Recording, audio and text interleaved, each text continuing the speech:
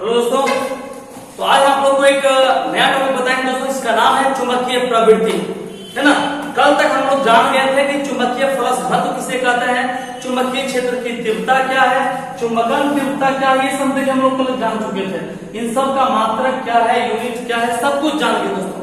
आज हम लोग एक नया टॉपिक जान रहे हैं, इसका नाम है चुंबकीय प्रवृत्ति, है ना। तो पहले जानते हैं किसे कहते हैं चुंबकीय प्रवृत्ति। चुंबकीय प्रवृत्ति को नाम से दोस्तों, इसको इंग्लिश में कहते हैं सस्पिटेबिलिटी, है ना। चुंबकीय प्रवृत्ति, मैग्नेटिक सस्पिटेबिलिटी, आखिर ये है क्या, उसके बारे में बड़ा आसान परिभाषा है दोस्तों। मतलब कि आपसे पूछ दिया कि चुंबकीय प्रवृत्ति किसे कहते हैं, तो नहीं लगता है चुंबकीय प्रवृत्ति अपने मन से डिफिनेशन बनाओ। ये कोई चुंबकीय पदार्थ है, कोई भी चुंबकीय पदार्थ दोस्तों, है ना। किसी प्रकार का कोई चुंबकीय पदार्थ है और वह चुंबकीय पदार्थ यदि किसी अन्य पदार्थ के साथ आकर्षित या विकर्षित हो रहा है, मतलब उसकी चुंबकीय प्रवृत्ति बदल रही है। चुंबकीय प्रवृत्ति या तो बढ़ रही है या घट रही है ना। इसका मतलब दोस्तों नाम है चुंबकीय प्रवृत्ति। प्रवृत्ति का मतलब होता है कि उसके गुण को धारण करने जैसा। इसका मतलब यदि आपसे पूछे कि चुंबकीय प्रवृत्ति किसे कहते हैं, तो चलिए पहले हम आपको एक डिफिनेशन छोटा सा दिखा दें, फिर समझा दें दोस्तों। तो ऊपर में हेडिंग दीजिए चुंबकीय प्रवृत्ति। चुंबकीय प्रवृत्ति इंग्लिश में मैग्नेटिक सस्पिटेबिलिटी। चुंबकीय प्रवृत्ति, मैग्नेटिक सस्पिटेबिलिटी।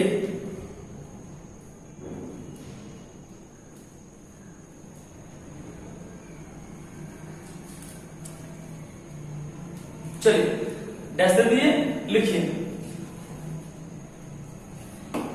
संख्यात्मक रूप से चुंबकीय प्रवृत्ति, संख्यात्मक रूप से चुंबकीय प्रवृत्ति चुंबकीय पदार्थ में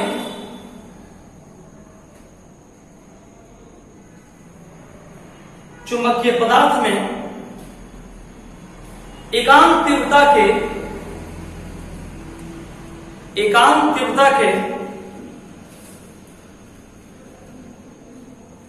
चुंबकत्व क्षेत्र द्वारा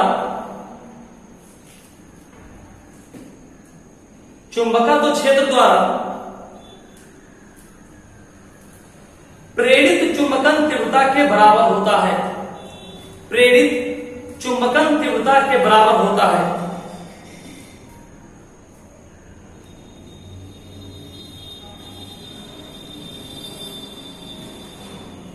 के बराबर होता है।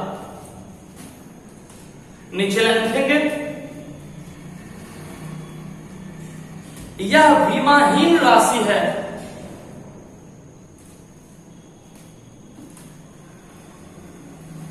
यह विमाहीन राशि है। नीचे लिखेंगे, इसका कोई मात्रक नहीं होता है। इसका कोई मात्रक नहीं होता है।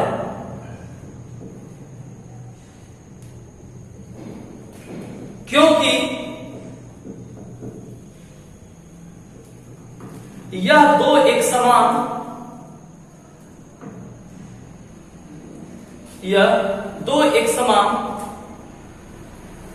मात्रक वाली राशियों का अनुपात है।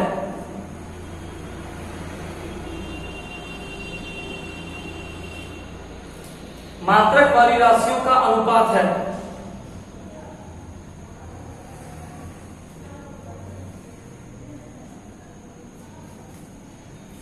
चलिए समझिए दोस्तों, यदि आपसे कोई पूछे कि चुंबकीय प्रवृत्ति किसे कहते हैं, एक लाइन में डिफिनेशन दीजिए, थोड़ा पहले समझ लेना है। क्या बोलेंगे?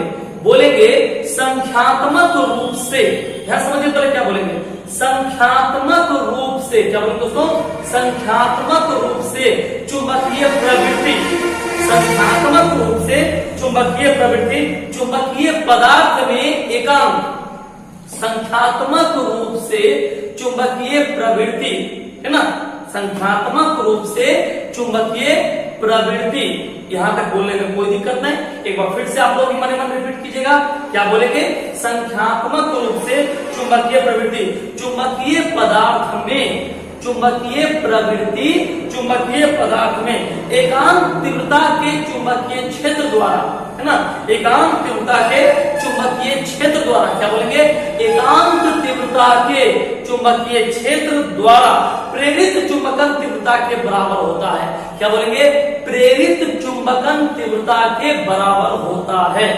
मतलब इसको शॉर्ट में कहो सर जी, ये है तो एक लाइन का, लेकिन इसको याद करना बड़ा मुश्किल हो रहा है, पता नहीं ना, सेंटेंस बड़ा अजीबो गरीब मैच कर रहा है। सीधी भाषा में याद कीजिए कि चुंबकीय पदार्थ के, ध्यान समझिएगा, चुंबकीय पदार्थ के एकांक तीव्रता के चुंबकन क्षेत्र, चुंबकीय पदार्थ के एकांक तीव्रता के चुंबकीय क्षेत्र किसके बराबर होता है? समझो, चुंबकीय क्षेत्र, एकांक तीव्रता के चुंबकीय क्षेत्र किसके बराबर होता है? तो चुंबकन तीव्रता के बराबर होता है ना, चुंबकन तीव्रता के बराबर होता है।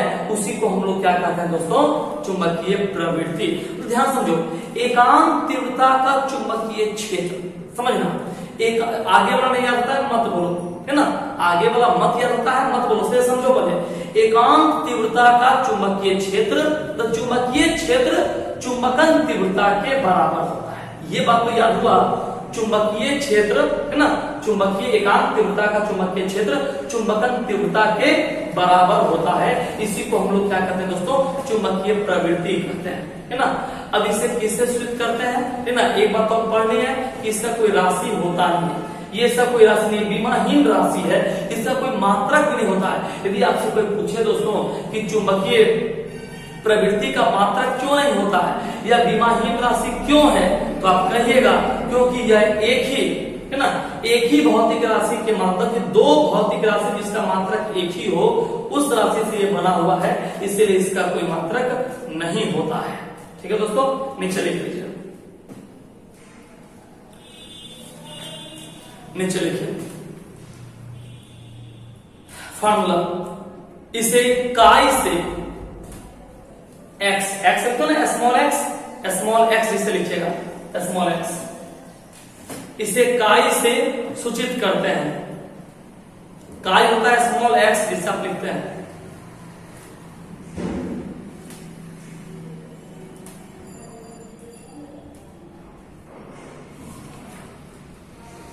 फॉर्मूला काई बराबर आई बटा एच, काई बराबर आई बटा एच। चलिए हो गया,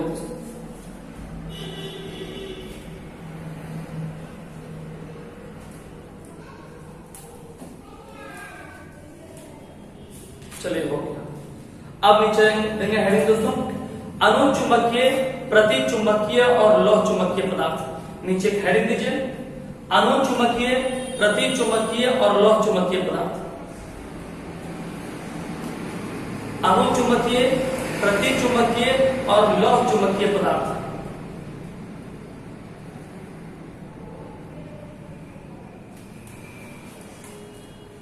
इंग्लिश लिखिए, पैरामैग्नेटिक,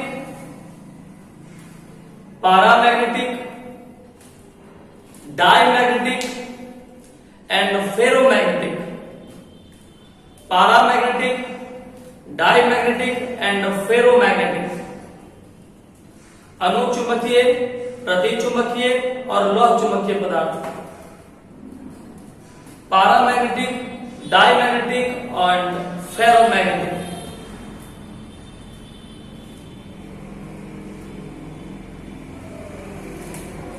चलिए अब एक एक करके दोस्तों तीनों के बारे में जानिए, क्या है अनुचुंबकीय, क्या है प्रतिचुंबकीय और क्या है लौह चुंबकीय पदार्थ। जिससे दोस्तों हम लोग बचपन से, ध्यान समझिएगा, हम लोग बचपन से पढ़ते हैं कि चुंबक मतलब जो लोहा में सट जाए, समझना है पहले समझिए ध्यान से, है ना।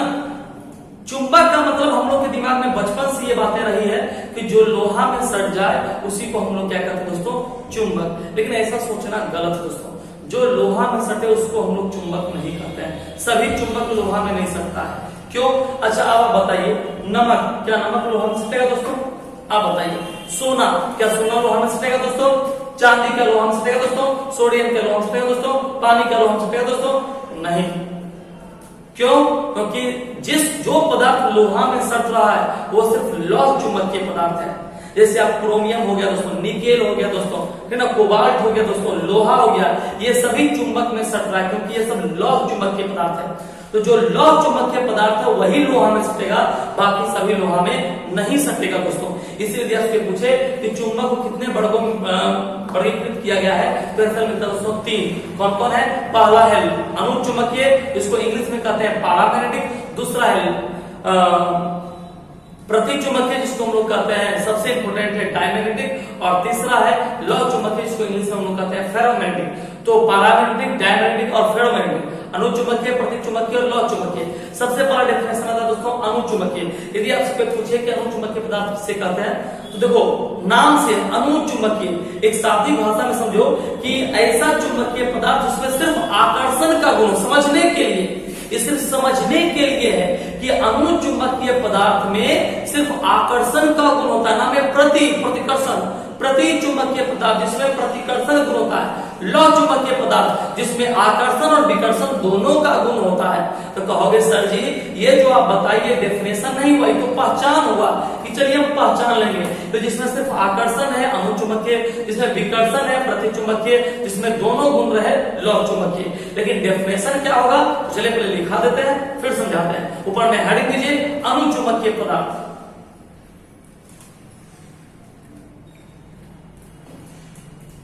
अणु चुंबकीय पदार्थ एक ऐसे है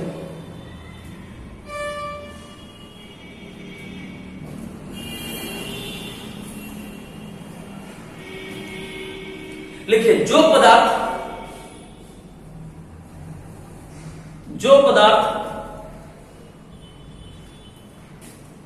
चुंबकीय क्षेत्र में रखे जाने पर, जो पदार्थ चुंबकीय क्षेत्र में रखे जाने पर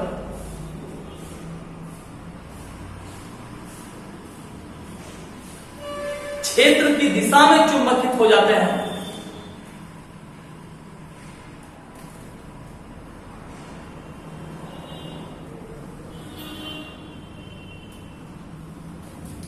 क्षेत्र की दिशा में चुंबकित हो जाते हैं,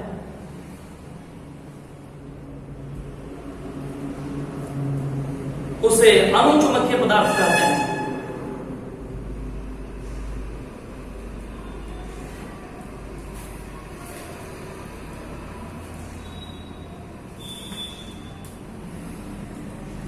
ये पदार्थ किसी शक्तिशाली चुंबक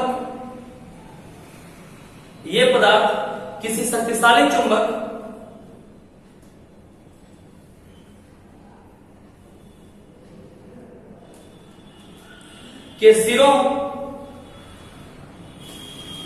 के पास लाए जाने पर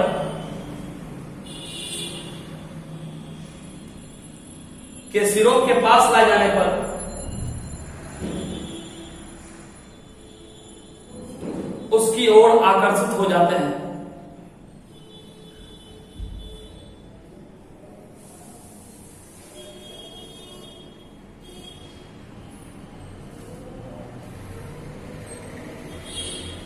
उसे अणु चुंबकीय पदार्थ कहते हैं।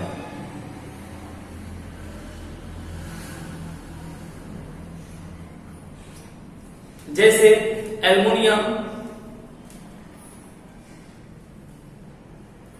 मैग्नीज,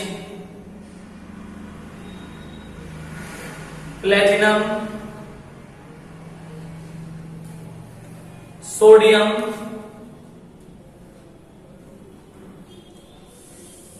ऑक्सीजन इत्यादि।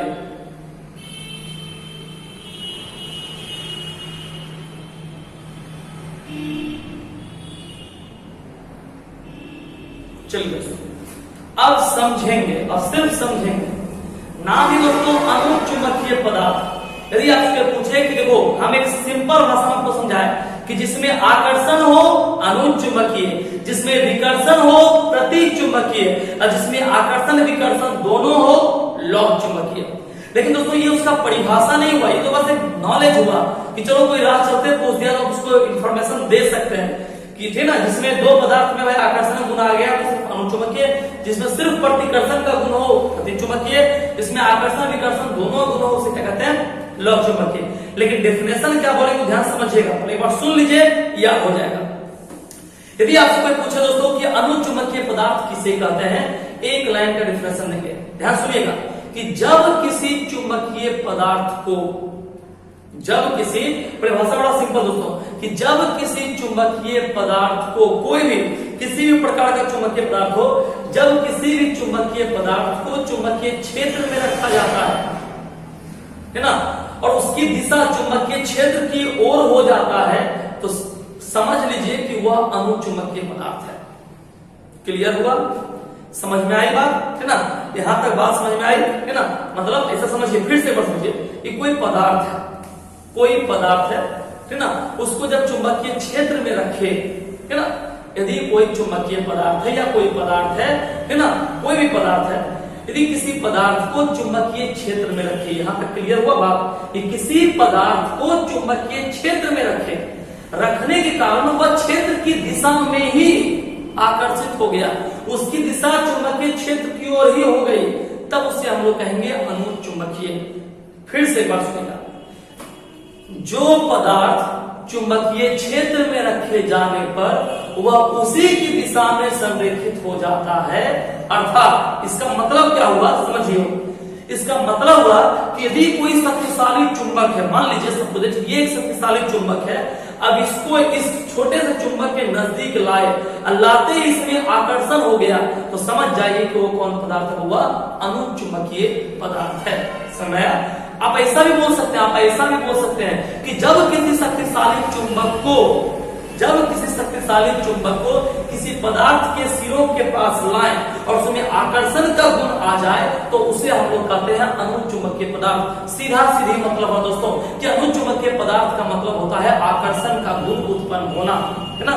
तो कहोगे सर जी इसका मतलब इसी का उल्टा है दोस्तों, प्रतिचुंबकीय पदार्थ, प्रतिचुंबकीय पदार्थ इसी का उल्टा है कि जब किसी पदार्थ को चुंबकीय क्षेत्र में लाएं और वह क्षेत्र के विपरीत दिशा में संरेखित हो, उसी दिशा में संरेखित होगा अनुचुंबकीय, और क्षेत्र के विपरीत दिशा में संरेखित हो तो होता है प्रतिचुंबकीय। अर्थात जब किसी शक्तिशाली चुंबक को किसी पदार्थ के सिरों के पास लाएं और उसमें विकर्षण का गुण उत्पन्न हो, आकर्षण मतलब अनुचुंबकीय, अब विकर्षण का मतलब होता है प्रतिचुंबकीय, है ना। तो लिख लीजिए प्रतिचुंबकीय, प्रतिचुंबकीय पदार्थ के ढंग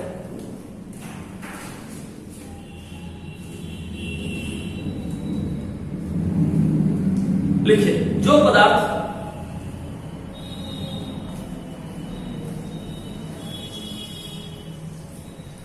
चुंबकीय क्षेत्र में रखे जाने पर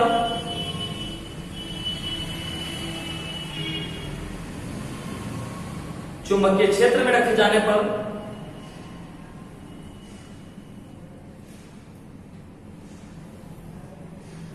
क्षेत्र की विपरीत दिशा में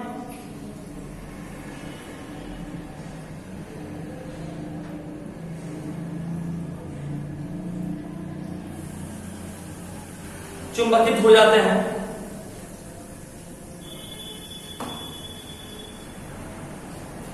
चुंबकित हो जाते हैं एवं शक्तिशाली चुंबक के सिरों को, शक्तिशाली चुंबक के सिरों को पास लाने पर वे विकर्षित हो जाते हैं, पास लाने पर वे विकर्षित हो जाते हैं।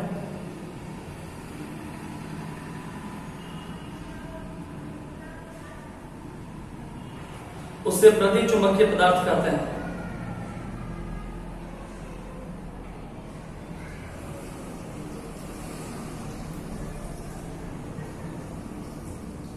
जैसे बिस्मथ,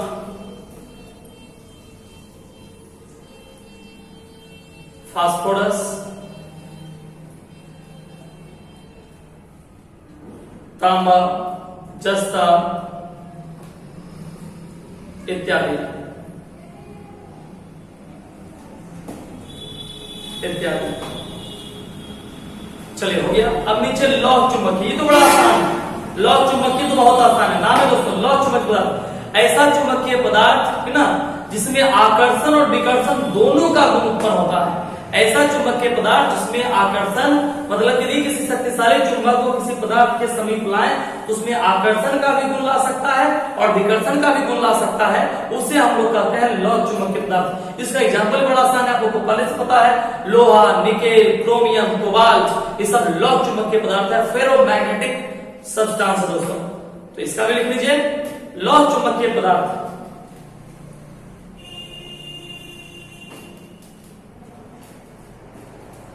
लौह चुंबकीय पदार्थ है कैसे लिखिए, जो पदार्थ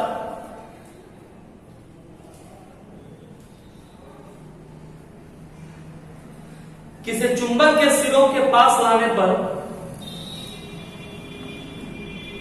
किसी चुंबक के सिरों के पास लाने पर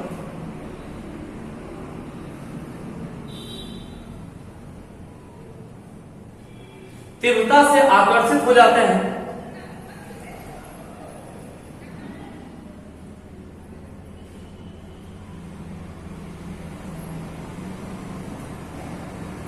और चुंबकीय क्षेत्र में रखने पर, चुंबकीय क्षेत्र में रखने पर वह प्रबल रूप से चुंबकित हो जाते हैं।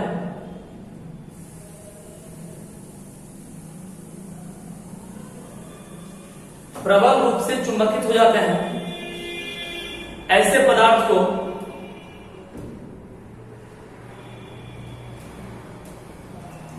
लौह चुंबकीय पदार्थ कहते हैं।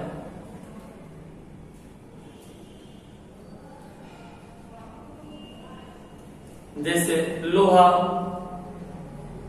Nickel, chromium, cobalt. जैसे लोहा, निकेल, क्रोमियम, कोबाल्ट। ठीक है दोस्तों, तो इसको याद कीजिए, जो नहीं समझ में आया पूछिए।